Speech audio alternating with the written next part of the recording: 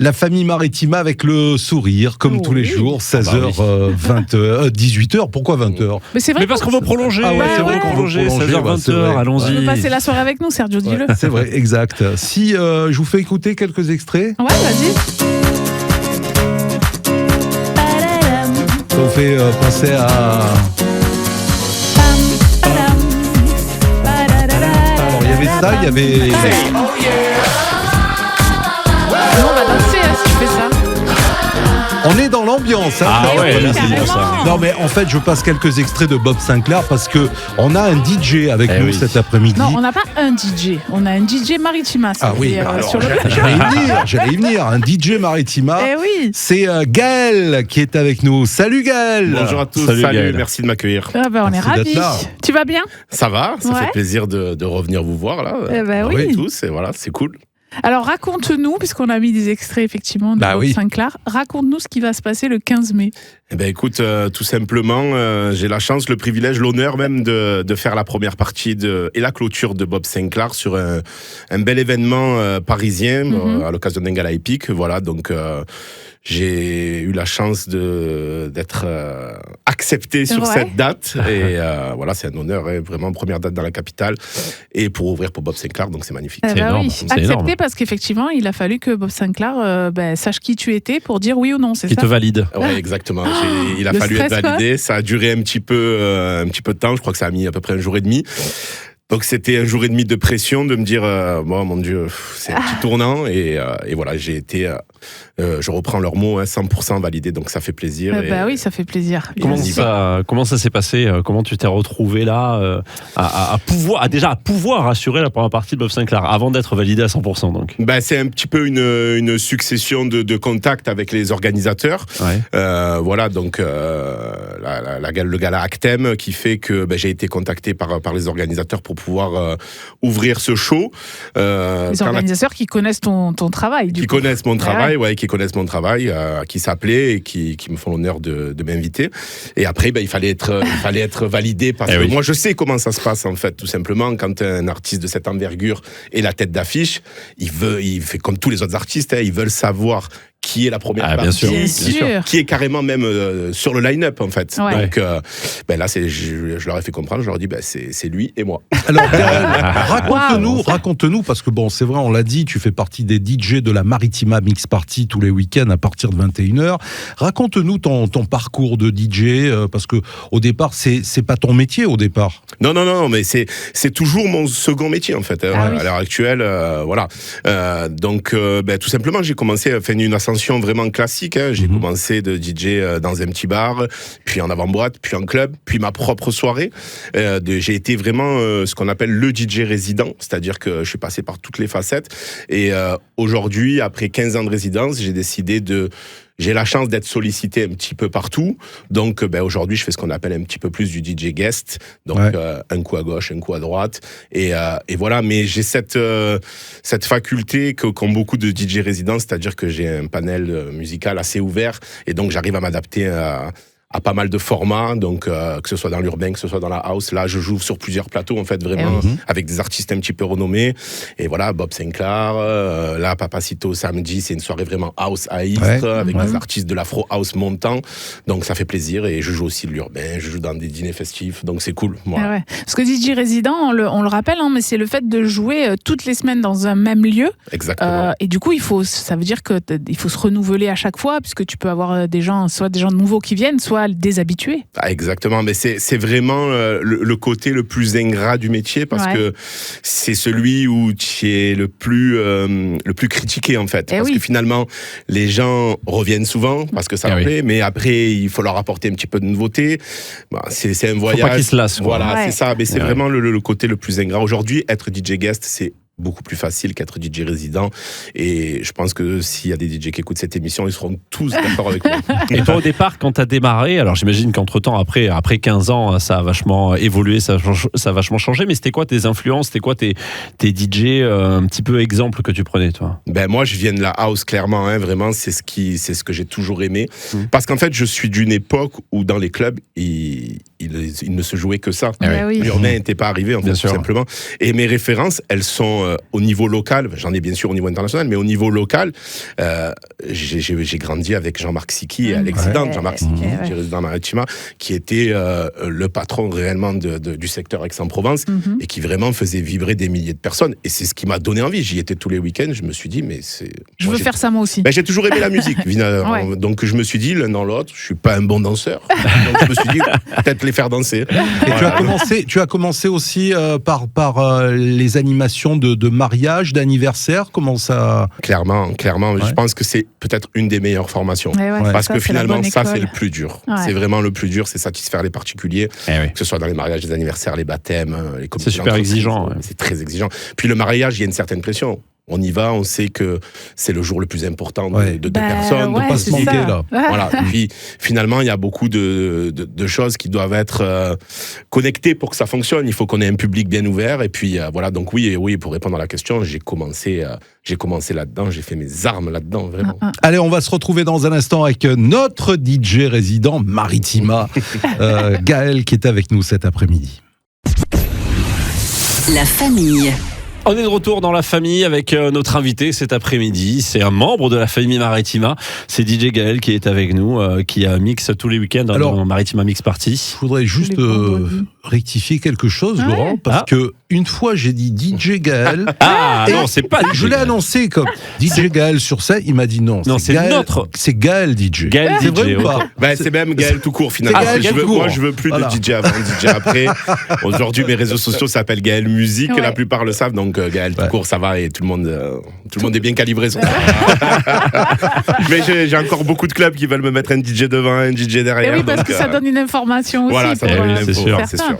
Mais c'est vrai que tu mixes chez nous tous les vendredis soirs, donc de 23h à minuit, et puis qu'on a eu quand même des belles aventures, parce que je me rappelle d'ouverture du Maritima Music Tour, public, le salon des jeunes aussi à Martigues, où t'avais mis le feu, et justement cette responsabilité d'ouvrir la soirée. Ouais, c'est toujours un exercice un petit peu délicat, parce qu'on sait que là, la foule, elle est encore bien chaude, elle attend que ça, que les artistes, les têtes d'affiche arrivent.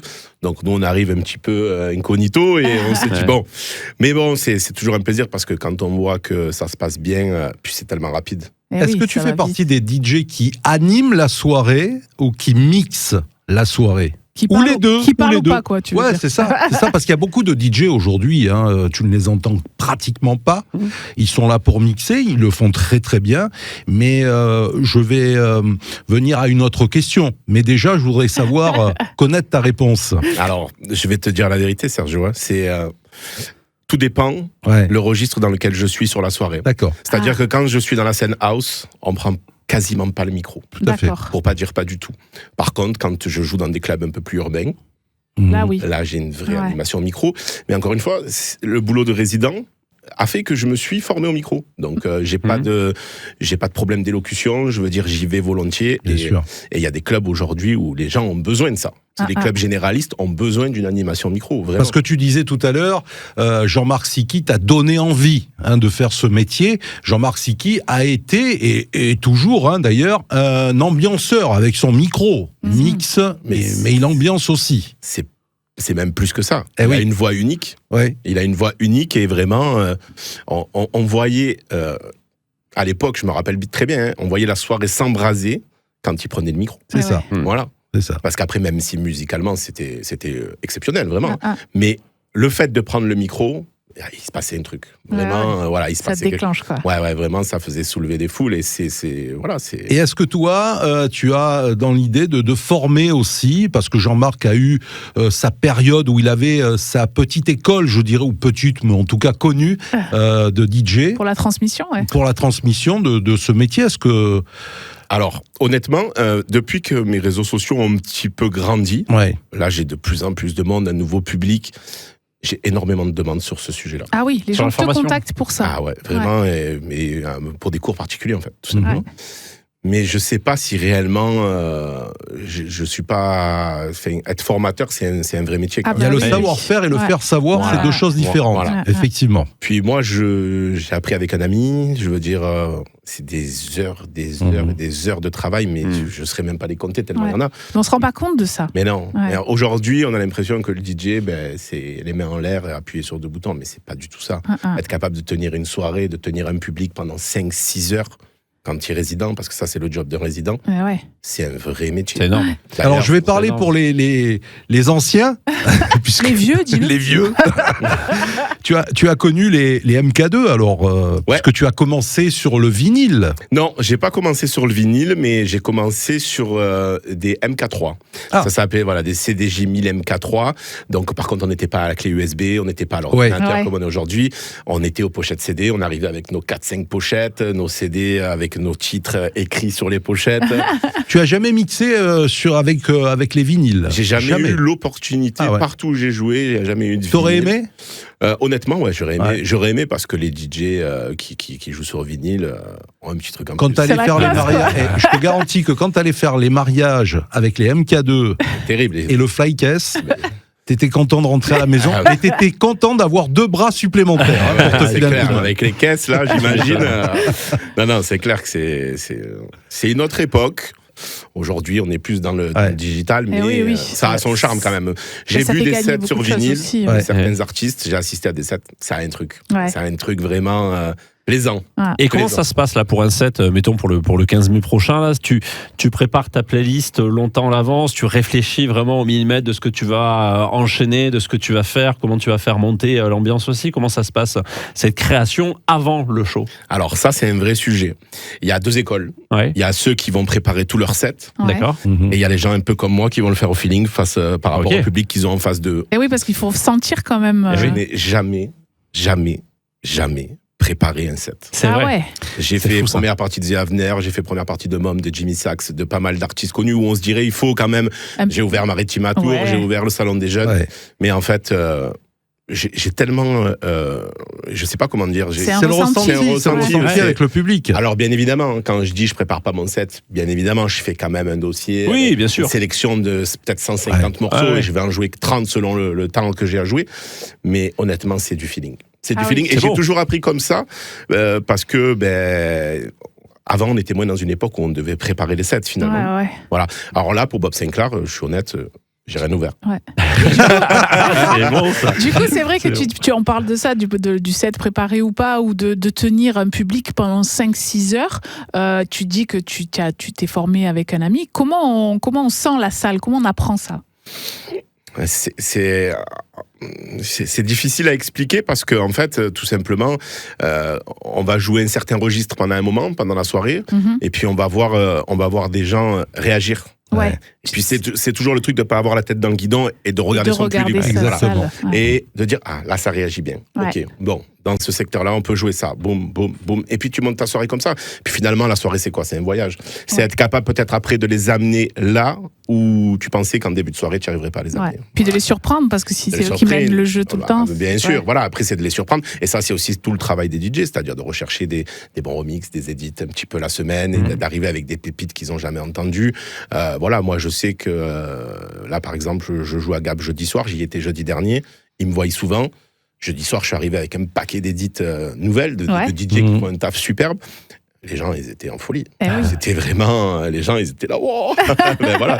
Donc, non, c'est... Merci beaucoup, Gaël, en tout cas, d'être venu merci dans à vous. la famille. Bien sûr, tu reviens, comme tous les week-ends, dans la Maritima Mix Party. Et puis, tu nous raconteras ce 15 mai. Oui. Vous le verrez sur les réseaux. Là, je vais être suivi. Alors, justement, sur les réseaux, c'est Instagram, Gaël Musique avec 2C, toujours pareil sur TikTok qui prend beaucoup d'ampleur. Snapchat, voilà. C'est là où on va vivre le live. Gaël Musique, en tout cas. Merci beaucoup. Merci à vous. Merci à toi. Merci Gaël.